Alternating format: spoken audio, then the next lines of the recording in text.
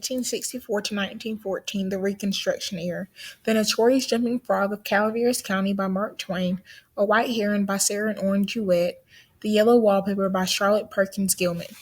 What is the Reconstruction Era? The era after the Civil War ended in the United States and had to reintegrate both the formerly state population and the states that had seceded, as well as determining the legal status of African Americans. Abraham Lincoln's goal was to facilitate reunion and reconciliation. Lincoln was assassinated shortly after the Reconstruction period began. Andrew Johnson then took over as president. Johnson's guiding Reconstruction principle was that the South never had a right to succeed in the first place. During this time, a lot changed for former slaves. Many primary and secondary schools were established by the Freedmen's Bureau, as well as divided, confiscated, and abandoned Confederate land to former slaves. This was a big step for most slaves because land ownership was the key to freedom. What was the Reconstruction era promises? Andrew Jackson's goal was to attempt to return the Southern states to the condition they were in before the American Civil War. But this didn't go as planned because of the Republicans in Congress that passed laws or affirmed the equality of men before the law prohibited racial discrimination. This made African American citizens, and this also put a stop to laws that prevented African Americans from voting. The Reconstruction era failure. There was a period during the Reconstruction era where African Americans could vote and could hold public office at every level, including both houses and Congress. Whites saw them doing this. This provoked a violent backlash. The backlash of the whites caused the promises of the Reconstruction to be unfulfilled. The 14th and 15th Amendment were unenforced but stayed in place. What is the importance of Reconstruction? So you may be thinking, since the Reconstruction era was a fail, how is this important to the U.S.? The Reconstruction did redefine U.S. citizenship by the 14th and 15th Amendment, changed the relationship between the federal government and the government of these states, and also highlight the differences between political and economic democracy. The Notorious Jumping Frog of Calaveras County by Mark Twain. Author bio. Mark Twain is known as one of the most influential authors of American literature, which is why some people call him the father of American literature. Mark Twain was born as Samuel Langhorne Clemens. He has a few other pen names, such as Josh Thomas Jefferson Snodgrass, and of course Mark Twain. Mark Twain was born November 30th, 1835 in Florida, Missouri. He was the sixth of seven children of Jane and John Clemens.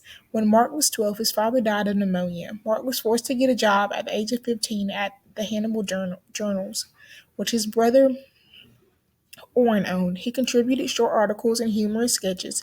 At 18, Twain left Hannibal and joined the trade union, where he became a co-pilot on the steamboat on the Mississippi River. He soon received his pilot license. He described his time as the best time of his life. Piloting is also where the pen name Mark Twain came from. Twain's piloting days came to an end in 1961 when the Civil War broke out. He enlisted briefly in the local Confederate Union where he later wrote a sketch about describing how he had been a Confederate volunteer for 2 weeks. He later moved west to San Francisco, and his career as a journalist began to take off. Twain's first literature break came in 1865 with The Notorious Jumping Frog of Calaveras County.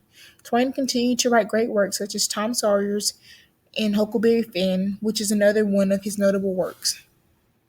Plot and over Plot and character overview. The narrative of the story begins with a man who's looking for Reverend Lenoy's W. Smiley on behalf of a mutual friend. The story is then narrated by Simon Wheeler, who tells the narrator a story about a man who was a Smiley. Jim Smiley is the man that Simon Wheeler tells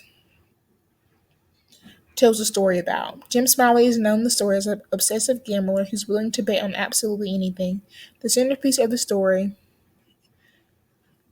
is about Simon Wheeler telling stories about Jim Smiley training his pet frog that he names Daniel Webster to jump very far.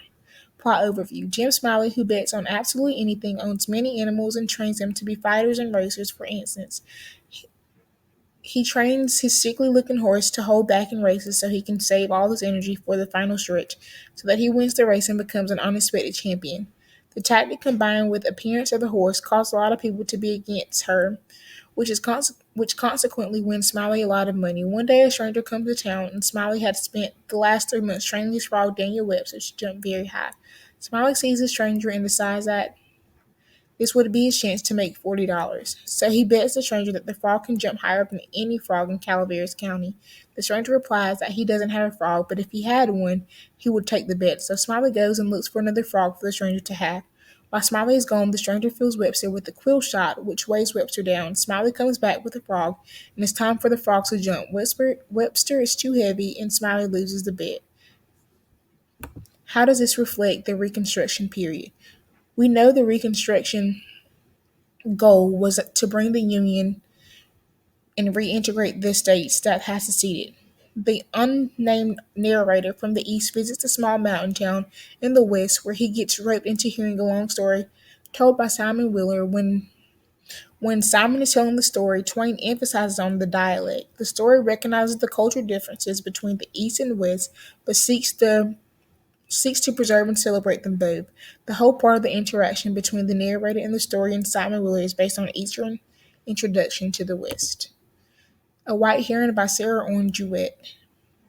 Sarah Orne Jewett was born in South Berwick, Maine on September 3rd, 1849. She was a very sick child, which resulted in her formal education being irregular, but she succeeded by reading from her father's library, which included a collection of literature. In 1863, after reading a Regional Tales of New England by Harriet Stowe, Sarah expressed her desire to become a writer and recorded the lives of people in Maine. She began writing poems and sketches of Maine life at 14. At 18, Sarah published her first short story, which was Jenny Guru's Lovers. Her best writing was A White Heron, which emphasized the good, wholesome values of the rural people. The common themes of her work are virtues of village people in their village lives.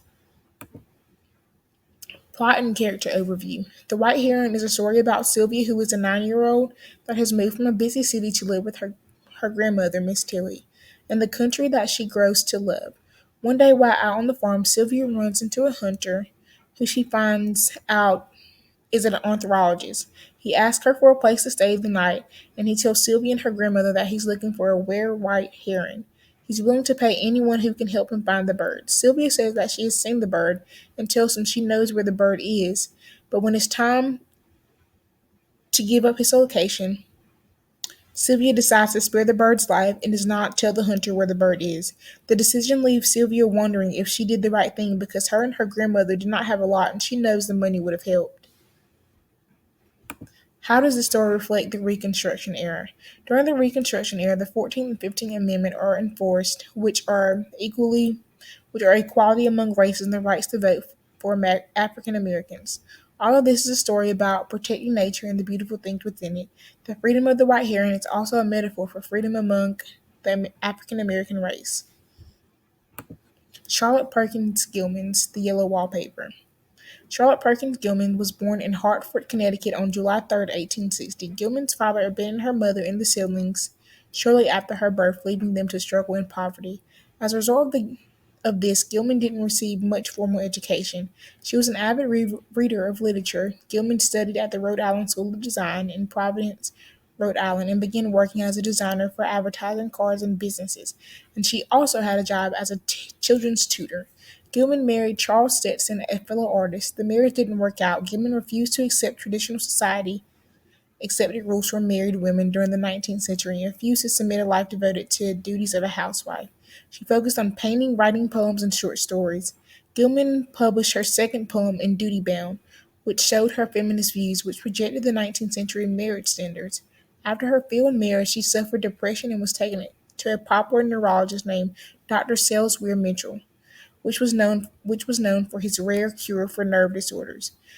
Gilman rejected his treatment by leaving her husband and supported herself by running a boarding house and began speaking on social issues and equal treatment of women. She later wrote The Yellow Wallpaper, criticizing Dr. Mitchell's rescue treatment. The Yellow Wallpaper. Plot and overview. Plot overview and character overview.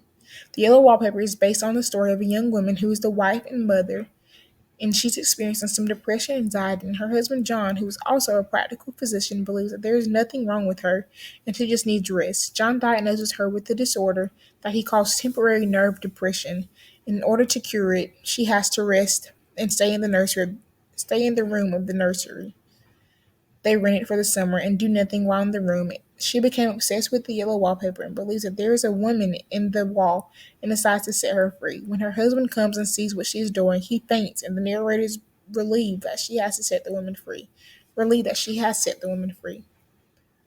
How does this piece reflect the Reconstruction? In the yellow wallpaper, the narrator was confined to a room and she was under strict supervision of her husband and family.